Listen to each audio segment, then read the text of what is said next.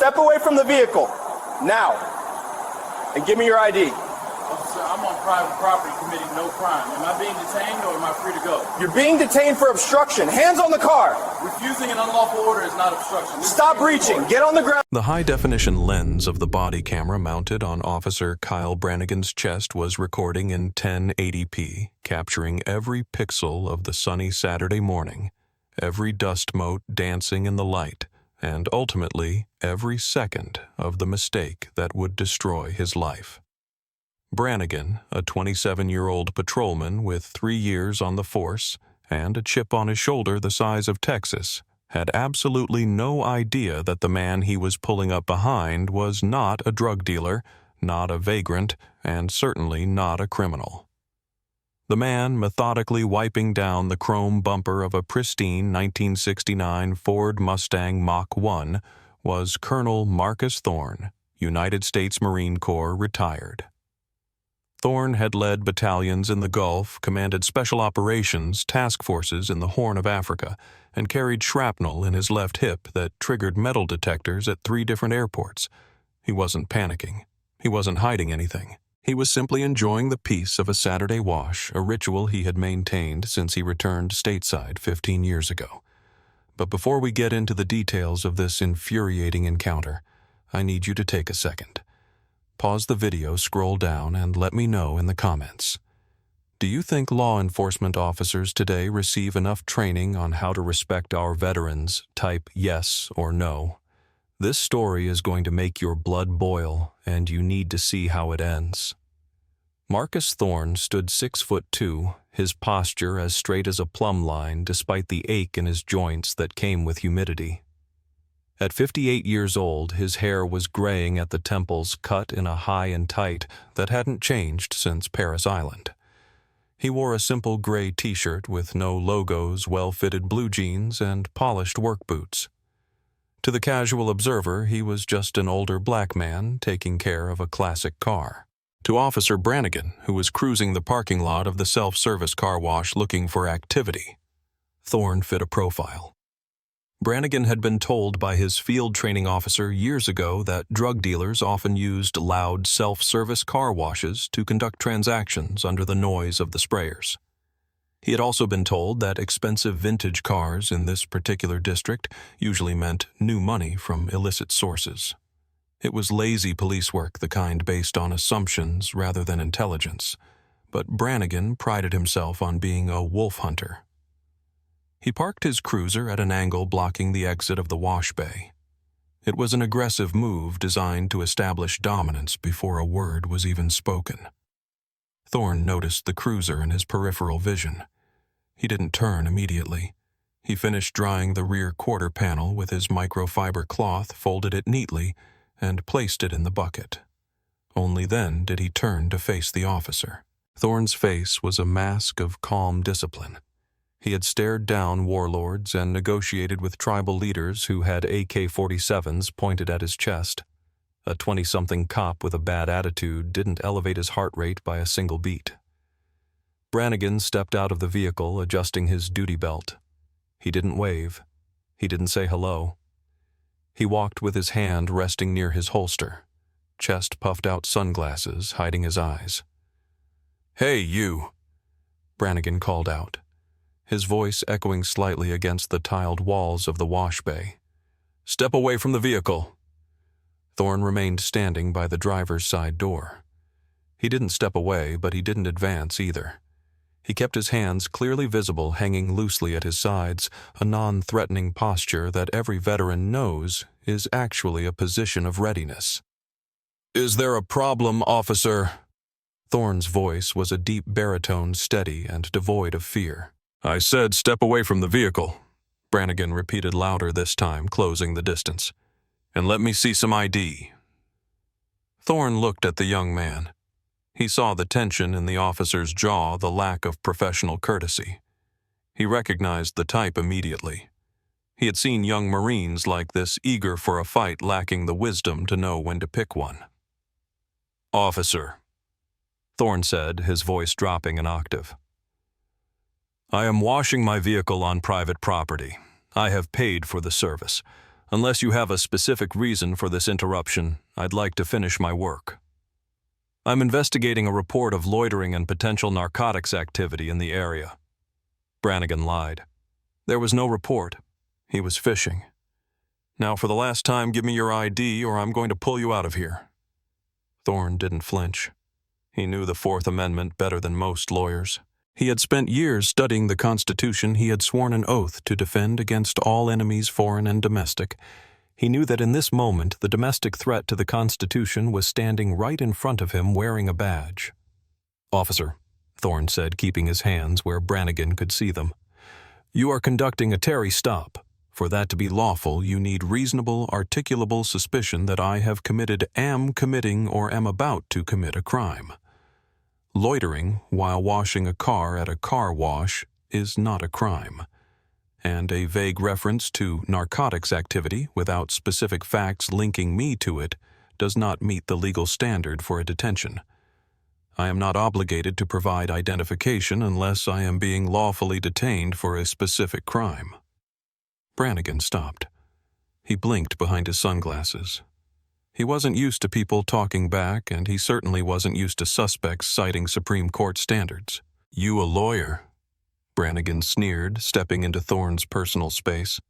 "No," Thorne replied. "I'm a citizen who knows his rights. Am I free to go, or am I being detained?" "You're detained," Brannigan snapped, "for obstruction." "Refusing to surrender my rights is not obstruction," Thorne said calmly. "It is the exercise of the very freedoms you are paid to protect. If you are detaining me, state the crime. If you cannot state the crime, remove your vehicle from the exit so I can leave." The air in the car wash bay seemed to drop 10 degrees. The sound of a vacuum cleaner hummed in the distance, but around them it was silent. Brannigan's ego was bruising rapidly. He had made a command decision to stop this man, and backing down now would make him look weak. In his mind, compliance was mandatory, regardless of the law. "I don't need to explain myself to you," Brannigan said, his hand twitching near his taser. "You fit the description of a suspect we're looking for. Now turn around and place your hands on the car." "What description?" Thorne pressed. "A black man washing a car, that is not a description, officer. That is a bias." "I'm not asking again," Brannigan shouted. Thorne sighed. He looked at the officer with a mixture of pity and disappointment. "Son, you are making a mistake. A career-ending mistake. I am asking you as one public servant to another to de-escalate this situation, get back in your car, and drive away. No harm, no foul."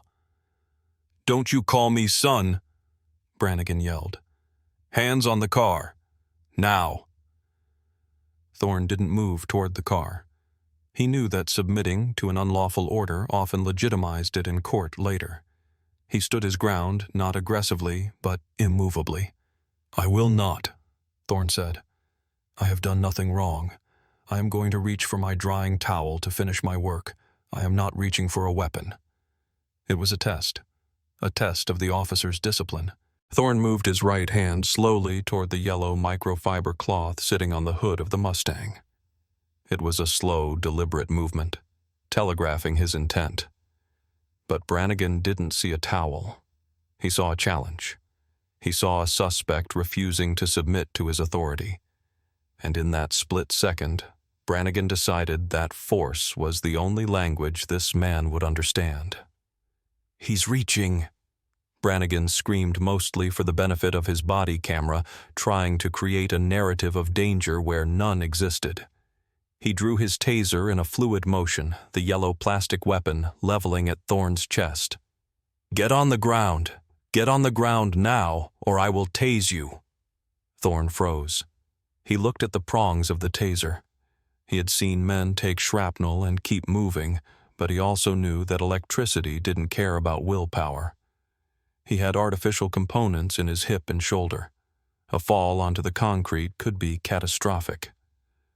"I am not resisting," Thorne said clearly, his voice booming. "I'm standing still. Put the weapon away. On the ground." Brannigan lunged forward, bypassing the taser deployment and opting to go hands-on. He holstered the taser and grabbed Thorne's left wrist, twisting it violently behind his back. Thorne winced.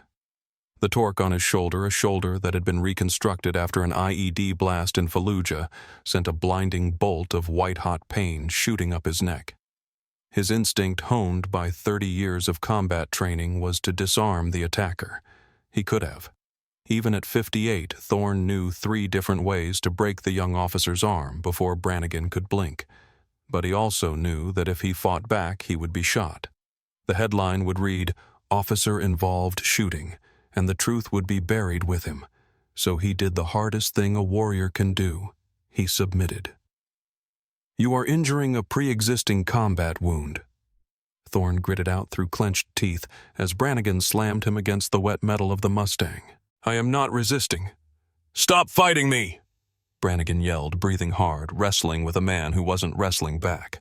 He kicked Thorne's legs apart, forcing him to spread his stance wide. He grabbed the other wrist and cranked it back.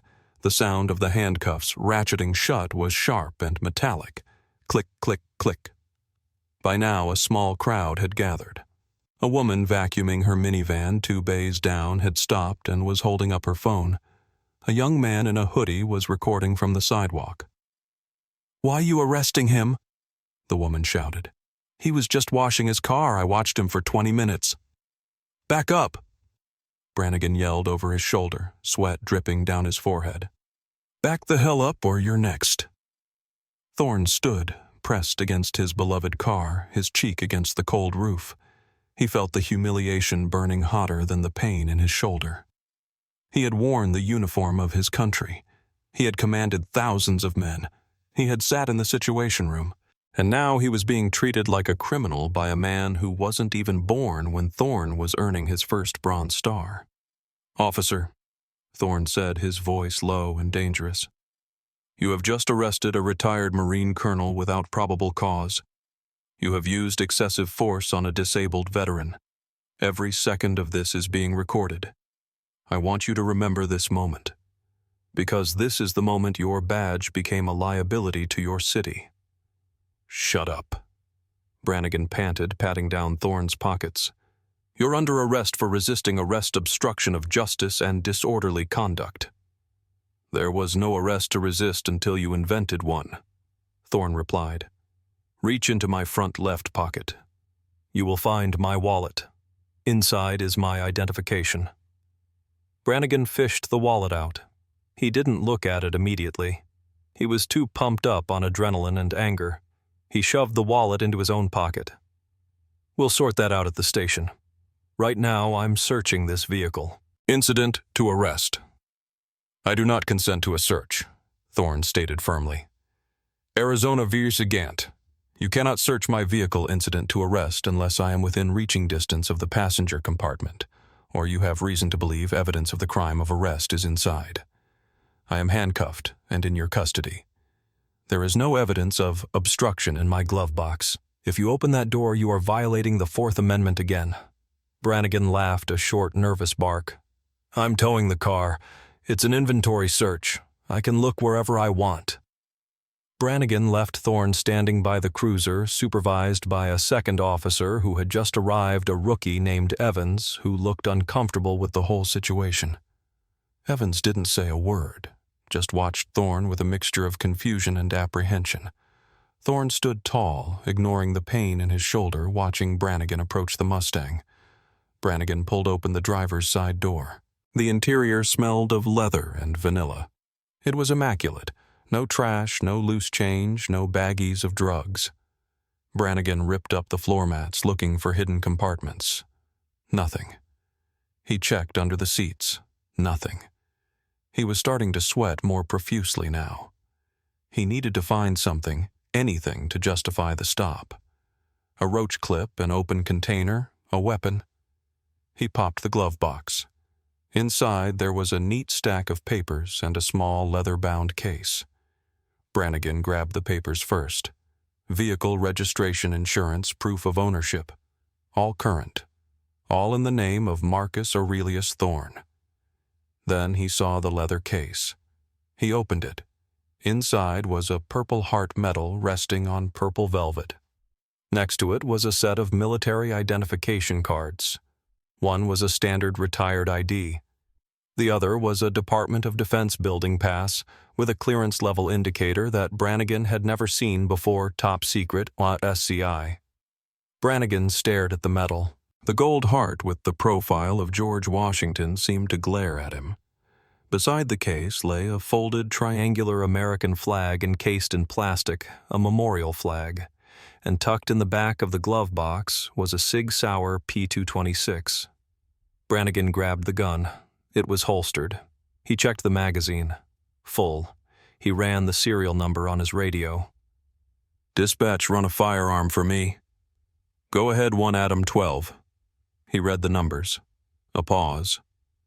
1 Adam 12, that weapon is registered to a Marcus Thorne. CCW permit is active and valid. No wants, no warrants. Subject is flagged as... Wait 1. Flagged as what? Brannigan asked, feeling a cold pit open in his stomach. Subject is flagged in the federal database as a Tier 1 person of interest, protected status. Retired military high command. Dispatch advises handle with extreme caution and professional courtesy. 1 Adam 12. Do you have this subject detained? Brannigan looked back at Thorne. The colonel was watching him. Thorne didn't look angry anymore. He looked like a judge waiting to deliver a sentence. I have him in custody. Brannigan stammered into the radio. 1 Adam 12. Watch commander wants you to 1022 immediately. Disregard. Let him go. Brannigan looked at the crowd filming him. He looked at Thorne. He looked at the rookie Evans. If he let him go now, he admitted he was wrong. He admitted he had screwed up in front of everyone. His pride wouldn't allow it. The warrior in him couldn't retreat. Negative dispatch. Brannigan said, his voice shaking slightly. Subject was belligerent and resisted. We are 10 to 15 to the station. I'm bringing him in. He slammed the glove box shut, tossing the Purple Heart back in carelessly. He walked back to Thorne. Found a gun, Brannigan said, trying to sound tough. A legal firearm, Thorne corrected, which you now have to account for. Get in the car, Brannigan said, grabbing Thorne's arm and shoving him toward the back seat of the cruiser. He pushed Thorne's head down roughly. Thorne maneuvered his stiff legs into the cramped plastic seat. The doors slammed shut. The cage separated them. As Brannigan drove away, the crowd continued to film. Thorne sat in the back, eyes closed, breathing through the pain in his shoulder. He wasn't praying for himself. He was praying for the young officer. Because Marcus Thorne knew that once he made his phone call, the storm that was coming would be biblical. The ride to the precinct took 12 minutes. Brannigan played the radio loud, trying to drown out the silence from the back seat. He was trying to convince himself he had done the right thing. He didn't listen, Brannigan thought. You have to listen to police. That's the rule. But the image of that Purple Heart kept flashing in his mind. They pulled into the sally port. The heavy steel doors rolled down behind them. Brannigan hauled Thorne out of the car. Thorne's legs were stiff, and he stumbled slightly. Brannigan jerked him upright. Watch your step, he muttered less aggressively than before. They walked into the booking area.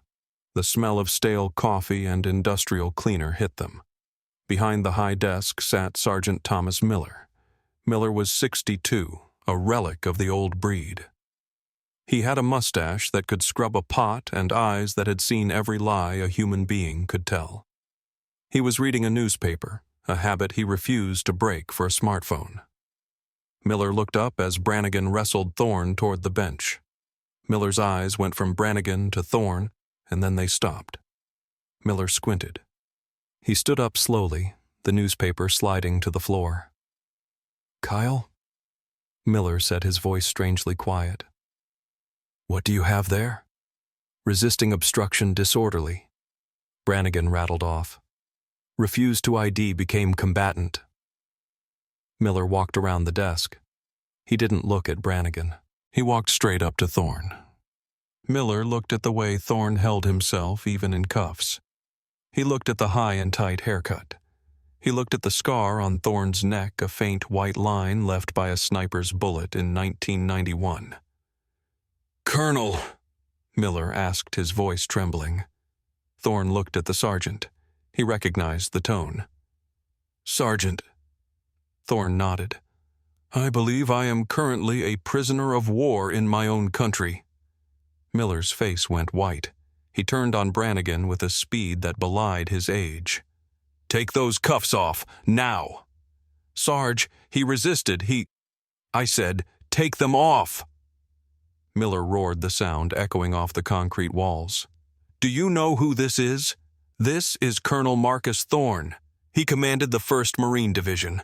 My brother served under him in Fallujah. He's a goddamn war hero, you idiot." Brannigan froze. The keys felt slippery in his hand. He wouldn't show me ID." Miller snatched the keys from Brannigan's hand. He spun Thorne around and unlocked the cuffs with gentle, trembling hands. "Colonel, I am so sorry. I am so sorry." Thorne rubbed his wrists. The skin was chafed and bleeding slightly. He rolled his shoulder, a sickening pop audible in the quiet room. "Thank you, Sergeant. I need you to log that injury, and I need to see your captain. Immediately." "He's in his office, sir. I'll get him." Miller glared at Brannigan. "You, sit in that chair. Don't move. Don't speak. Don't even breathe until I tell you to." Brannigan sat. The adrenaline was gone, replaced by a cold, creeping dread. He watched Thorne massaging his wrist. Thorne didn't look at him. Thorne was looking at the booking camera, ensuring his face and his condition were being recorded. Captain Reynolds burst through the door 2 minutes later, trailing Miller. Reynolds was a politician in uniform, always worried about optics. He took in the scene, the furious sergeant, the terrified rookie, the sullen Brannigan, and the calm, dignified black man standing in the center of the room like a statue of judgment. "Colonel Thorne," Reynolds said, extending a hand. "I'm Captain Reynolds. There's obviously been a terrible misunderstanding. Please come to my office. Let's get you some coffee, maybe some ice for that wrist." Thorne didn't shake the hand. "Captain, this was not a misunderstanding. This was a violation of Title 18 United States Code Section 242, deprivation of rights under color of law. Your officer unlawfully detained me, assaulted me, kidnapped me, and conducted an illegal search of my property. I don't want coffee. I want my property returned. I want to file a formal criminal complaint against Officer Brannigan, and I want the preservation of all video evidence." Captain Reynolds blinked. He dropped his hand. "Colonel, surely we can work this out. Officer Brannigan is young. He's zealous. We can handle this internally. I can have him disciplined. But filing charges, that's going to be a circus." "A circus is exactly what you have here, Captain." Thorne replied, cold as ice. "You have allowed a culture to fester, where a citizen cannot wash his car without being accosted by an armed agent of the state. If I were a 19-year-old kid with no knowledge of the law, I'd be in a cell right now with a resisting charge that would ruin my future. I am not doing this for me. I am doing it for the man he stops next week." Reynolds sighed. He knew he was beaten. "I understand, Colonel. We will process the complaint. You are free to go, obviously. We'll drive you back to your car." "I will take a cab," Thorne said. "I don't feel safe in one of your vehicles right now, but before I leave I have a demand." "Name it," Reynolds said. "I want the body camera footage. Dash cam and body cam. I want the raw files secured. I am putting you on notice regarding spoliation of evidence. If 1 second of that footage goes missing, if the audio cuts out, if the files are corrupted, I will sue this department for everything it has, and I will personally lobby the Department of Justice to dismantle this precinct brick by brick." Brannigan, sitting in the corner, felt like he was drowning. He watched the captain, the man he feared most, nod submissively to the suspect he had arrested. "It will be preserved, sir. You have my word."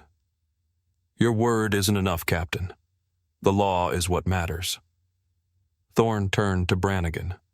He walked over to the chair where the young officer sat. Brannigan looked up, expecting a shout, a curse something.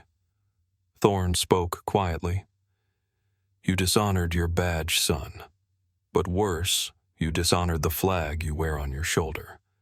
I bled for that flag. You just hid behind it. Thorne turned and walked out of the precinct. He walked with a limp he didn't have that morning. He called an Uber from the sidewalk. He waited standing in the sun while inside the station the shouting finally began. The lawsuit was filed on a Tuesday 3 days after the incident, but the court of public opinion was already in session. The video from the woman at the car wash had been posted to TikTok, then Twitter, then Facebook. It was titled, Hero Marine Arrested for Washing Car While Black. The views climbed into the millions overnight. The visual was undeniable, a calm, older man being slammed against a classic car by a screaming, aggressive young cop. The comments section was a firestorm.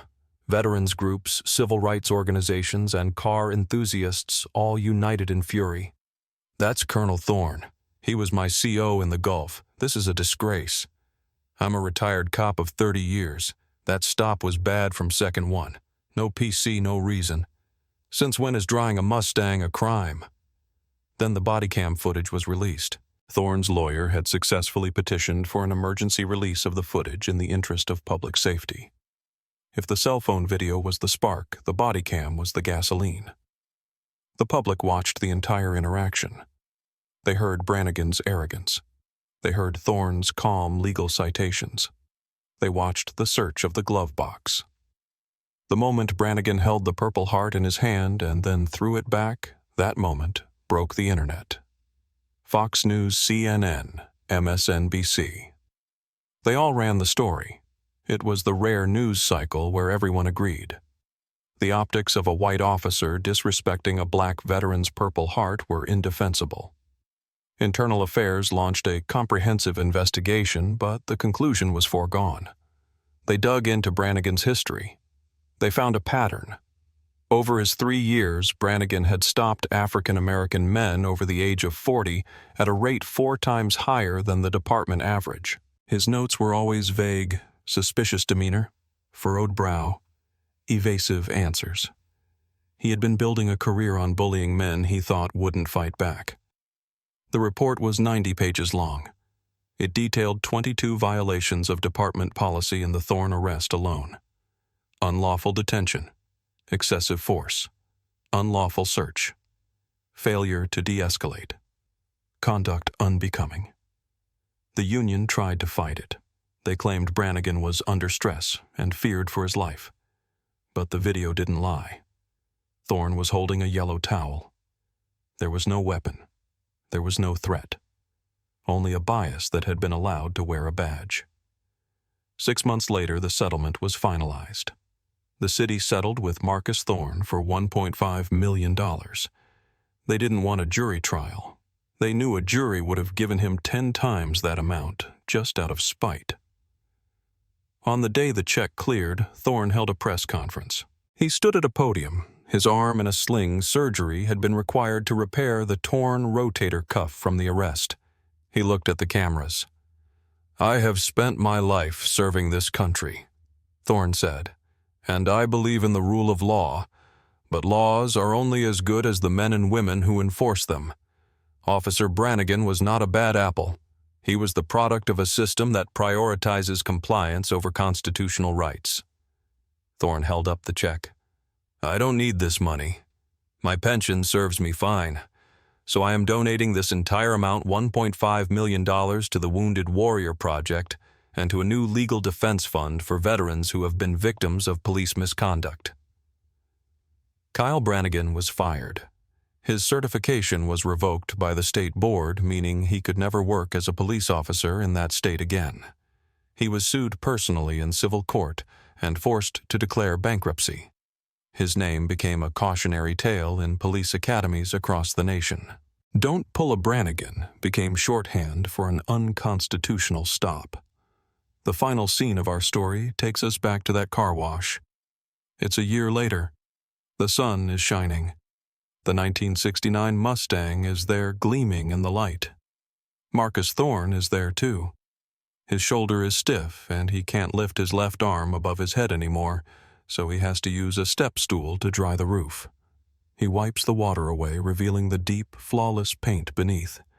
A patrol car pulls into the lot. It slows down. The officer inside is young, maybe Brannigan's age. He rolls down the window. Thorne tenses up.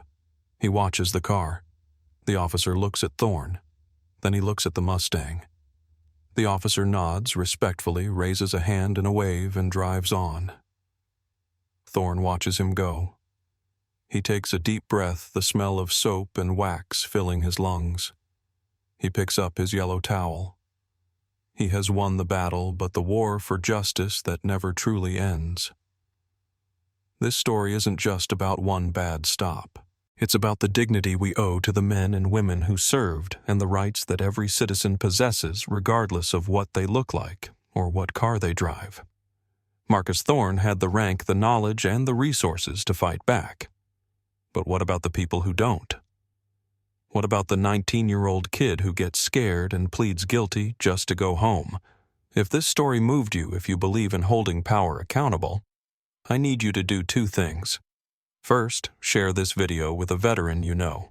Second, ask yourself, if you were in Colonel Thorne's shoes, would you have kept your cool?